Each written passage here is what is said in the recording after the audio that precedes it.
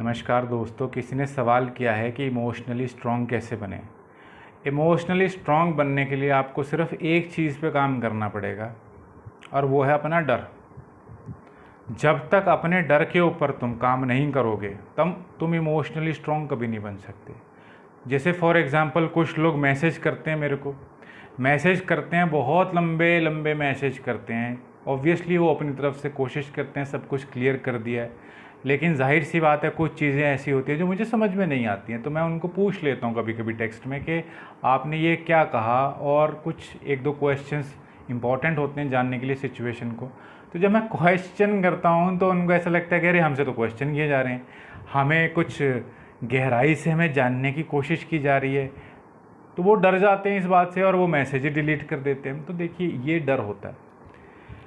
अगर कोई व्यक्ति ऐसे ही डरता चले जाएगा, ऐसे ही करेगा, किसी के पास आप जाते हो, आप मदद मांगने जाते हो, किसी से हेल्प लेने जाते हो, आपको समस्या है कोई साइकोलॉजिकली इमोशनली, आप किसी के पास जाते हो तो आपसे सवाल तो करेगा ना।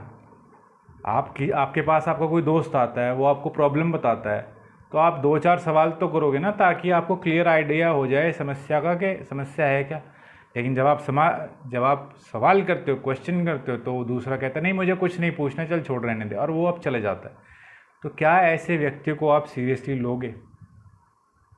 क्या ये आपको अच्छा लगेगा इस तरीके से? और क्या आगे से वो आएगा आपके पास तो आपको दिल करेगा आपका कि इसको एंटरटेन करूं या इसके सवाल जवाब सुनूं मैं? क्योंकि उसने अपना इंप्रेशन ख़राब कर दिया, क्योंकि उसने आपको रिस्पेक्ट नहीं करी। आपने सवाल किया तो आपको जवाब देना चाहिए, लेकिन अगर आप जवाब नहीं देते हो तो आप ये दिखाते हो कि मैं विश्वास नहीं करता। तो आप जब विश्वास ही नहीं करते तो सवाल क्यों कर रहे हो? तो ये एक तरीके से अच्छा बिहेवियर नहीं होता है। इसलिए अगर आप किसी से सवाल करते हैं तो फिर आप अच्छे से सवालों के जवाब भी दें जो पूछा जाता है। अगर आपको विश्वास नहीं है तो सवाल ही मत करो, क्योंकि किसी भी रिश्ते में, चाहे दोस्ती हो, चाहे आप किसी व्यक्ति के पास जाते हो कोई एडवाइस लेने, सलाह मशवरा करने, तो आपको ट्रस्ट करना पड़ेगा और रिस्पेक्ट भी करनी पड़ेगी। ये रिस्पेक्ट नहीं होती कि आपसे किसी ने सवाल किया और आप फिर मैसेज ही डिलीट करते हो। ये बेइज्जती होती है, बदतमीज़ी होती है, क्योंकि आप दूसरे के टाइम की वैल्यू नहीं समझ रहे हो। दूसरा आपसे सवाल पूछ रहा है तो आप उस पर ट्रस्ट नहीं कर रहे हो, तो ये बेइज्जती है एक तरीके से कि आप दूसरे पर ट्रस्ट नहीं करते। तो ये जो लोग इमोशनली वीक होते हैं ये सब कुछ जानबूझ के नहीं करते हैं। ऐसा नहीं है कि कुछ जानबूझ के बेइज्जती करने के पर्पज़ से ही आपके पास आया और आपने दो सवाल पूछे, वो घबरा गया और वो चले गया। असल में ये है तो बेइज्जती, लेकिन अगर उस व्यक्ति के मन मस्तिष्क को समझें तो वो एंग्जाइटी से पीड़ित है। वो अपने अंदर, उसके दिमाग में पता नहीं कितने सारे विचार एक साथ चलने लग जाते हैं कि मैंने ये सवाल का जवाब दिया, पता नहीं फिर क्या पूछ ले, पता नहीं क्या बात, पता नहीं क्या समझ ले। तो वो इतना डर जाते हैं, इतना घबरा जाते हैं कि वो एक्सप्रेस ही नहीं कर पाते। तो ऐसे लोग ना तो कभी कामयाब हो सकते हैं ज़िंदगी में, ना तो करियर में, ना रिश्तों में। शादी के बाद भी अगर लड़का है तो उसकी पत्नी उसको डोमिनेट करेगी अच्छे से। अगर लड़की है तो सास ससुर पति, वो तो पूरा ससुराल ही उसकी ऐसी तैसी करके रख देता है। क्योंकि अगर वो गलती से गलत लोगों के घर चली गई, जो कि मतलब परेशान करने वाले लोग होते हैं। तो इमोशनली स्ट्रॉन्ग बनने के लिए अपने आप को जो ये डर है उसको दूर करना चाहिए। अब डर कैसे दूर होता है? सबसे पहले आपको ये समझना पड़ेगा कि डर किस चीज़ से लगता है। देखो, डर कुछ नहीं होता, ये आपकी जो परिवार होता है उसने कभी ध्यान नहीं दिया होता। ज़्यादातर लड़कियां होती हैं ना, जो हमारा जो समाज है, आम तौर पे हमारे समाज में जब लड़कियां पैदा होती हैं तो बहुत खुश नहीं होते लोग, क्योंकि उनको लगता है कि दहेज देना पड़ेगा, ये तो मुसीबत हो गई, अब इसके लिए पैसा इकट्ठा करो, इसे पढ़ाई लिखाई कराओ और फिर ये किसी दूसरे घर में चली जाएगी। तो ज़्यादातर लोग दहेज की वजह से, और शादी के बाद लड़की दूसरे घर चली जाएगी तो हमें क्या बेनिफिट है इसको पढ़ाई लिखाई कराने का। आम तौर पे जो मध्यम वर्गीय परिवार हैं या थोड़े से कम हैं, तो आम तौर पे मेजॉरिटी में इस तरीके की सोच है। तो वो लड़कियों पे बहुत ध्यान नहीं देते, उनके विकास के ऊपर। तो वो वैसे ही वातावरण में लड़कियां वो इमोशनली ग्रो नहीं, उनको कॉन्फिडेंस के अवसर नहीं दे रहे हैं। तो वो लड़कियों को, तो बच्चों को कुछ पता ही नहीं है कैसे इमोशनली ग्रो करना, कॉन्फिडेंटली कैसे। तो ज़्यादातर बच्चे इमोशनली ग्रो ही नहीं कर पाते। लेकिन अब अगर माँ बाप ध्यान नहीं दे रहे हैं तो बच्चों की जिम्मेदारी बनती है ना, क्योंकि ज़िंदगी तो उनकी ख़राब हो रही है ना अगर वो ध्यान नहीं देंगे। तो इसलिए बच्चों को चाहिए कि अपने कॉन्फिडेंस पे काम करें। और मैं कितनी बार कह चुका हूँ, कॉन्फिडेंस आता है बात करने से, लोगों के साथ बात करने से। अगर आप वैसे नहीं बात कर पा रहे तो टेक्स्ट में बात करो, टेक्स्ट के बाद कॉल पे बात करो, कॉल के बाद आप वीडियो कॉल पे आओ, तो धीरे धीरे अपना लेवल बढ़ाओ। अगर आपको इंटरनेट पे ही है, अगर इंटरनेट पे आप नहीं कर सकते हो तो रियल में है, रियल में आप अपने पहले परिवार के लोगों के साथ बात करना शुरू करो, दिल की बातें करना शुरू करो, फिर रिश्तेदारों से फ़ोन पे बात करो, फिर आस पड़ोस के, मतलब जितना आप बोलोगे उतना कॉन्फिडेंस बढ़ेगा, तभी तो आप समाज में अनजान लोगों से बातचीत कर पाओगे।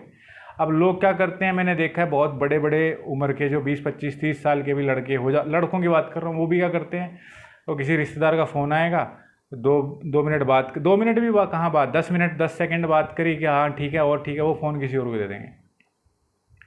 फ़ोन में बात ही नहीं करते हैं वो, कोई किसी से बात ही नहीं करता। सब लोग सोचते हैं जितना अवॉइड किया जाए उतना कर लो, लेकिन ये अवॉइड ही आगे चल के मुसीबत बनती है। ये फिर हमारी ब्रेन की वैसी ट्रेनिंग हो जाती है तो हम किसी से बात नहीं कर पाते। मैंने बहुत लड़कियां देख ली यहाँ पे इंटरनेट पे, वो टेक्स्ट में तो 2-4 शब्द लिख लेंगी, कॉल पे तो उनसे कुछ बोला ही नहीं जाता। लड़कों का भी हाल ऐसे ही, उनको भी वीडियो कॉल में आने, अगर वीडियो कॉल करो तो उनको भी इतनी मुसीबत हो जाती है कि अरे वीडियो कॉल ना, उसमें भी उनकी दिल की धड़कनें बढ़ जाती हैं। तो लड़कों का हाल भी बुरा ही है, ऐसी बात नहीं है। यही होता है इमोशनली वीक होना, और क्या होता है। अपने गुस्से और डर के ऊपर जिसने काबू पा लिया वो इमोशनली स्ट्रांग बन गया। बस ये गुस्सा और डर 2 ही मेन इमोशन है जो कि सबसे स्ट्रांग इमोशन है, और इनको काबू करने का तरीका अभ्यास, अभ्यास और सिर्फ अभ्यास होता है। Practice, practice and only practice.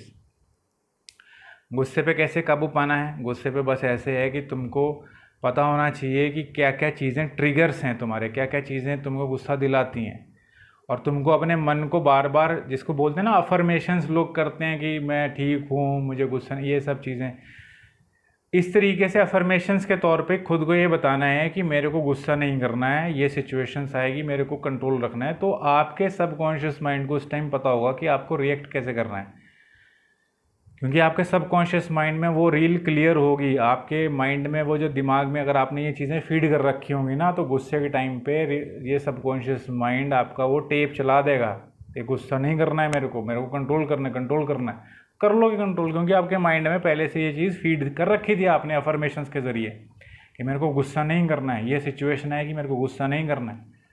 इसी तरीके से डर का है, डर में भी आपको यह है कि मेरे को बात करनी है, मेरे को बात करनी है। ये अफर्मेशंस आप अपने लाइफ में सुबह शाम 5-10 मिनट अगर करोगे तो दिमाग में बैठ जाएगा। तो जब भी आप किसी सिचुएशन में आएंगे तो सबकॉन्शियस माइंड अभी आपको बोलता है कि भागो, अवॉइड अवॉइड, छोड़ो, भागो, छोड़ो, ये सब चीज़ें करता है आपका सबकॉन्शियस माइंड।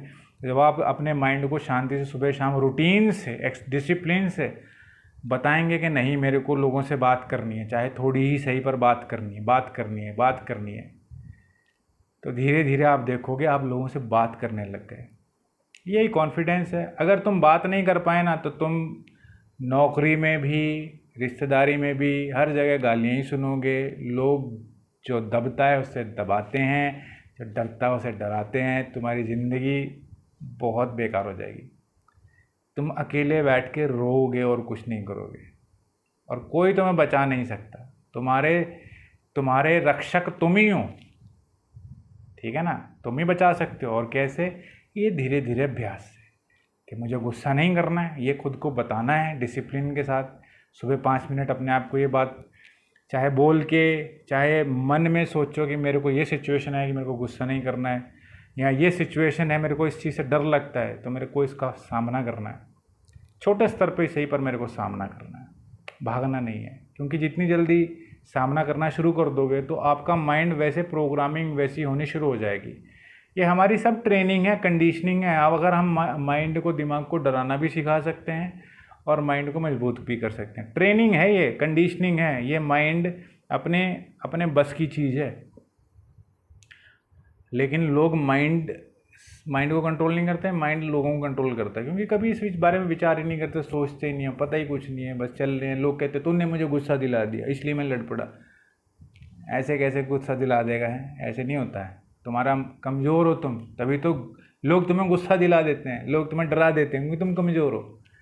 लेकिन अगर तुम खुद को काम करोगे, खुद को मेंटली, ये सब प्रोग्रामिंग है अपने माइंड की। टाइम लगता है, 1-6 महीने लगेंगे, इतनी जल्दी नहीं होने वाला ये। 1-6 महीने का डिसिप्लिन अगर होगा तो मेंटली इतने स्ट्रांग हो जाओगे, फिर तुम्हें ना कोई डरा सकता ना गुस्सा दिला सकता। बस जिसने गुस्से और डर पे काबू पा लिया वही इमोशनली स्ट्रांग है, वही सफल है। हाँ, नहीं तो बस जितने मर्जी तुम कामयाब हो जाओ।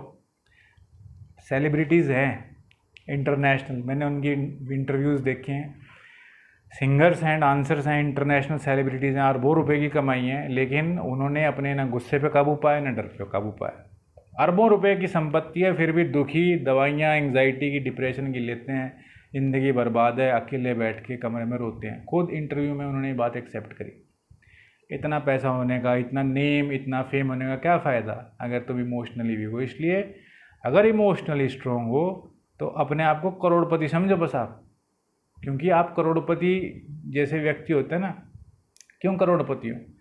क्योंकि जिसके पास शांति है, सुख है, वही तो करोड़पति हुआ ना, अरबपति हुआ।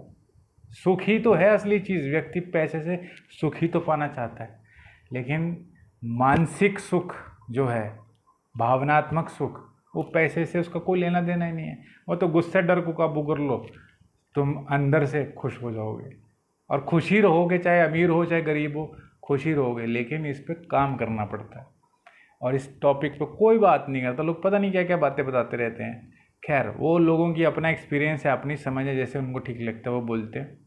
मेरा जो अपना एक्सपीरियंस है मैंने आपसे वो शेयर किया। मैंने सीधे सरल शब्दों में टू द पॉइंट बात कही, कोई घुमा फिरा के बात नहीं करी है। इससे सिंपल और कोई समझा नहीं सकता, क्योंकि मेरा इरादा किसी को घुमाने का नहीं होता। उसको सीधी बात बताओ ताकि उसको समझ में आए और वो करे। लेकिन अब करना आपके ऊपर है, कर लोगे अपने लिए करना, नहीं करोगे तो जैसी आपकी श्रद्धा। ये भी वीडियो देख के 2 मिनट अग्री कर लोगे और भूल जाओ, टाइम वेस्ट। अगर इस वीडियो को आप सीख लोगे, समझ लोगे, तो ये वीडियो आपकी ज़िंदगी में बहुत इम्पोर्टेंट रोल प्ले कर सकती है अपने मन को साधने में।